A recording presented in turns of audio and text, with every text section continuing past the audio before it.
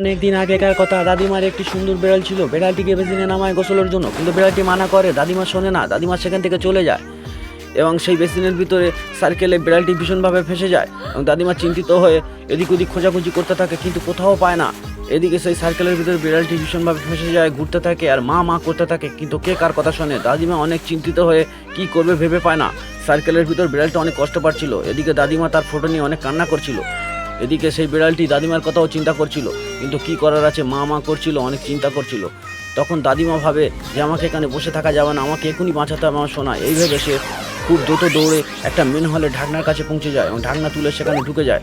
এদিকে সেই বিড়ালকে তাড়া করছিল একটি মোচা চিংড়ি। বিড়াল পালিয়ে যাচ্ছিল আর বলছিল মা বাঁচাও। আর দাদিমা সেই গর্তে ঢুকে বলল, বাবা আমি এসে গেছি, তুমি চিন্তা করো না। এই বলে সে মোচা চিংড়ির কাছে এক পর্যায়ে আস্তে আস্তে আস্তে আস্তে করে মেন হল দিয়ে পৌঁছে যায় এবং তার সঙ্গে ভীষণভাবে মারামারি হয় এবং এক পর্যায়ে মোচা চিংড়িকে হারিয়ে দেয়, সেখান থেকে তাড়িয়ে দেয়। এই বলে যে তোমাকে আর কোনোদিন ছাড়বো না সোনা।